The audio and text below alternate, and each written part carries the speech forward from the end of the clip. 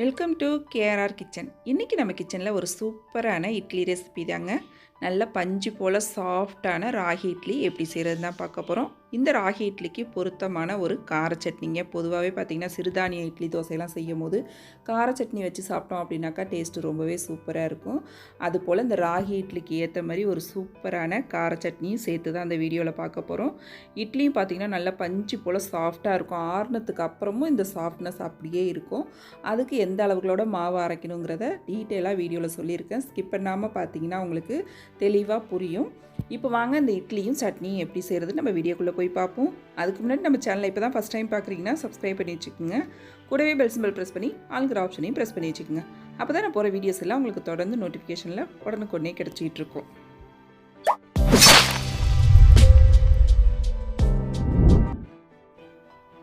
இப்போ இன்றைக்கி ராகி இட்லி செய்கிறதுக்கு நான் 2 கப் அளவுக்கு ராகி எடுத்துக்கிறேன். இது நல்ல சுத்தமான கேழ்வரகாக இருக்குது, அதனால் அப்படியே சேர்த்துக்கிறேன். இதிலே கொஞ்சம் கல் தூசி இந்த கம்பு மாதிரிலாம் இருக்கும் சின்ன சின்னதாக, அதெல்லாம் இருந்துச்சுன்னா நல்லா சுத்தம் பண்ணிவிட்டு அதுக்கப்புறம் எடுத்துக்கங்க. இது கூடவே பார்த்திங்கன்னா 1 கப் அளவுக்கு இட்லி அரிசி எடுத்துக்கிறேன். இதுக்கு பதிலாக நீங்கள் ரேஷன் அரிசி கூட சேர்த்துக்கலாம். புழுங்கல் அரிசி தான் சேர்க்கணுன்னா. இதிலே பார்த்திங்கன்னா ஒரு 1/2 கப் அளவுக்கு உளுந்து சேர்த்துக்கிறேன். ஒரு 1/2 டீஸ்பூன் அளவுக்கு வெந்தயம், அப்புறம் நம்ம அளந்த கப்பாலே பார்த்திங்கன்னா ஒரு 1/2 கப் அளவுக்கு அவல் எடுத்து வச்சுருக்கேன். இப்போ இந்த ராகி உளுந்து எல்லாத்தையும் நல்லா சுத்தமாக கழுவி எடுத்துகிட்டு வந்துடும். இதில் கொஞ்சம் தூசி அதிகமாக இருக்கும், அதனால் கொஞ்சம் ஒரு 4-5 தடவை நல்லா கழுவி எடுத்துகிட்டு வந்துடுங்க. அதே போல் அவல் பார்த்திங்கன்னா நம்ம இப்போதைக்கு ஊற வைக்க வேணாம். அரைக்க போகிறதுக்கு ஒரு 10 நிமிஷத்துக்கு முன்னாடி ஊற வச்சோம்னா போகும். அதனால் அதை இப்போதைக்கு ஊற வைக்கல, அதை தனியாக எடுத்து வச்சுருவோம். இப்போ இதை மட்டும் நம்ம நல்லா தேய்ச்சி கழுவி எடுத்துகிட்டு வந்துக்குவோம். இப்போ கழுவி எடுத்துகிட்டு வந்துடுறேன். அதுக்கப்புறம் நம்ம தண்ணி ஊற்றி நல்லா ஒரு 5லேருந்து 6 மணி நேரம் கிட்ட ஊற வச்சுக்கோங்க. நல்லா சிறுதானியம்லாம் நல்லா ஊற வச்சு அரைச்சோம் அப்படின்னா தான் மாவு நல்லா அரைப்பட்டு வரும், டேஸ்ட்டும் நல்லாயிருக்கும் நமக்கு. இது நல்லா ஒரு 6லேருந்து 7 மணி நேரம் நல்லா ஊறட்டும். அதுக்கப்புறம் நம்ம மாவு எப்படி அரைக்கிறதுன்னு பார்ப்போம். அவளும் பார்த்திங்கன்னா அப்புறமா நம்ம ஊற வச்சுக்கலாம். இப்போ தனியாக எடுத்து வச்சிடுறேன். இப்போ நல்லா ஊறி வரட்டும். இப்போ பாருங்கள், கிட்டத்தட்ட ஒரு 7 மணி நேரம் கிட்ட நல்லா ஊற வச்சுட்டேன். அவளும் பார்த்திங்கன்னா ஒரு 10 நிமிஷத்துக்கு முன்னாடி தான் ஊற வச்சேன். அவள் நல்லா ஊறி வந்துருச்சு. ராகி அரிசி உளுந்து எல்லாமே நல்லா ஊறி வந்துருச்சு பாருங்கள். இது எல்லாமே நம்ம ஒன்றாவே போட்டு அரைச்சிக்கலாம், தனித்தனியாக அரைக்கணுன்னு அவசியம் இல்லை. எல்லாத்தையும் ஒன்றா கலந்து விட்டுக்குவோம். இதை நீங்கள் கிரைண்டரில் கூட போட்டு அரைச்சிக்கலாம். நான் இன்றைக்கி கொஞ்சமாக இருக்குது அப்படிங்கிறதுனால மிக்ஸி ஜாரில் சேர்த்து அரைச்சிக்கலான் இருக்கேன். நீங்கள் கிரைண்டர்லேயும் அரைச்சிக்கலாம், மிக்ஸி ஜார்லேயும் அரைச்சிக்கலாம். எதில் அரைச்சாலும் இட்லி நமக்கு நல்லா வரும். இப்போ தண்ணிலாம் வடிகட்டிட்டு நம்ம இந்த தண்ணியை ஊற்றி அரைக்க வேணாம், புதுசாக தண்ணி ஊற்றி அரைச்சிக்குங்க. நம்ம ஊற வச்ச தண்ணியே ஊற்றி அரைச்சோம் அப்படின்னாக்கா மாவு ஒரு 2-3 நாளைக்கு வச்சுக்க முடியாது, கொஞ்சம் புளிப்பு ஏறிடும். இப்போ ஊற வச்ச அரிசி ராகியை நான் தண்ணிலாம் வடிச்சிட்டு மிக்ஸி ஜாரில் சேர்த்துக்கிறேன். அப்புறமா கொஞ்சமாக தண்ணி விட்டு இதை நல்லா நைஸாக அரைச்சி எடுத்துக்குவோம். இப்போ மாவு பாருங்கள் நல்லா நைஸாக அரைச்சி எடுத்துகிட்டு வந்துட்டு, அதே சமயம் மாவும் கொஞ்சம் திக்காக தான் அரைச்சிருக்கேன். இதே போல் திக்காகவே அரைச்சிக்குங்க. சிறுதானிய மாவு எப்போதும் பார்த்திங்கன்னா கொஞ்சம் புளிச்சதுக்கப்புறம் தண்ணி விட்ட மாதிரி இருக்கும், அதனால் கொஞ்சம் திக்காக அரைச்சி எடுத்துக்குங்க.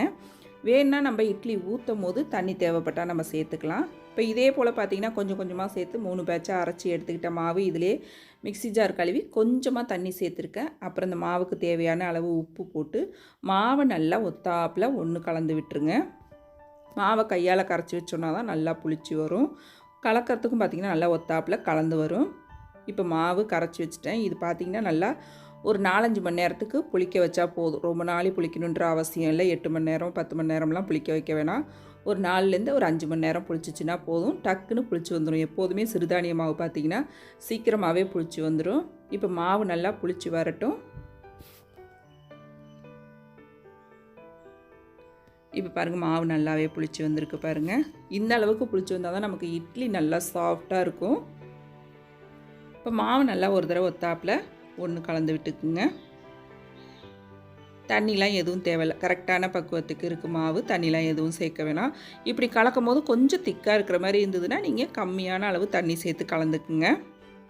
இப்போ மாவு எனக்கு பார்த்திங்கன்னா கரெக்டான பக்குவத்தில் இருக்குது. இப்போ இட்லி ஊற்றி வச்சுக்கிறேன். அதுக்கு இட்லி பானை வச்சு தண்ணி நல்லா கொதி வந்ததுக்கப்புறம் நீங்கள் இட்லி ஊற்றி வச்சுக்குங்க. எப்போதும் இட்லி வேக வைக்கும் போது பார்த்திங்கன்னா அடுப்பை ஹை ஃப்ளேமில் வச்சு வேக வைங்க. அப்போ தான் இட்லி நல்லா புசு புசுன்னு உப்பி வரும்.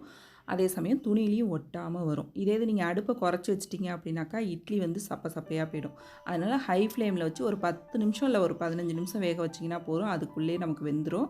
ரொம்ப நாளையும் வேக வைக்கக்கூடாது இட்லியை. இப்போ இட்லி வேகட்டும், அதுக்கிடையில் நம்ம சட்னி ரெடி பண்ணிக்குவோம். அதுக்கு அடுப்பில் கடாயை வச்சு ஒரு 2 டீஸ்பூன் அளவுக்கு எண்ணெய் சேர்த்துருக்கேன். இதில் பார்த்திங்கன்னா ஒரு 2 டீஸ்பூன் கொத்தமல்லி, காஞ்ச கொத்தமல்லி சேர்த்துருக்கேன். ஒரு 1/2 டீஸ்பூன் வெந்தயம், 2 டீஸ்பூன் கடலைப்பருப்பு சேர்த்துருக்கேன். இது ஃபஸ்ட்டு நல்லா செவக்க வறுத்துக்குவோம்.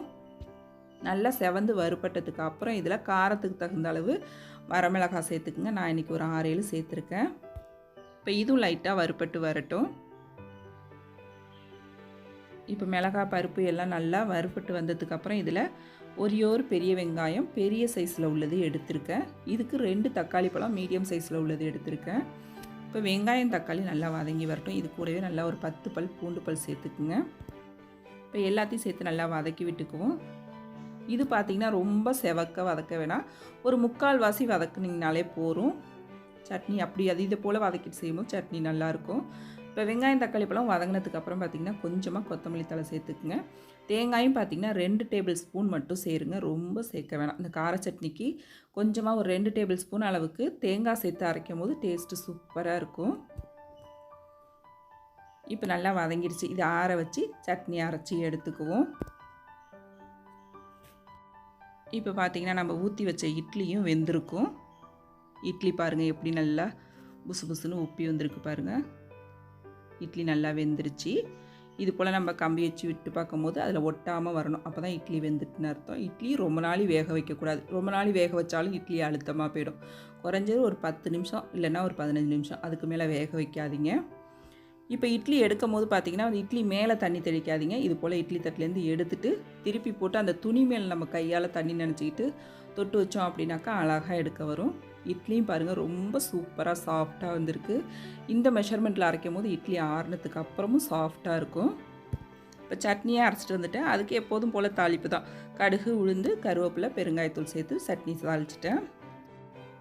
இப்போ நம்மளோட ராகி இட்லியும் கார சட்னி ரொம்ப சூப்பராக அருமையாக ரெடி ஆகிடுச்சிங்க. இட்லியும் பார்த்திங்கன்னா நல்லா சாஃப்டாக பஞ்சு போல் வந்திருக்கு. சட்னி ரொம்ப அருமையாக இருக்குங்க. அந்த இட்லிக்கு இந்த சட்னி தொட்டு சாப்பிட்றதுக்கு ரொம்ப அருமையாக இருக்குது. இந்த 2 ரெசிப்பியும் நீங்களும் ட்ரை பண்ணி பாருங்கள். இதே போல் நிறைய ரெசிபி நம்ம சேனலில் இருக்குது.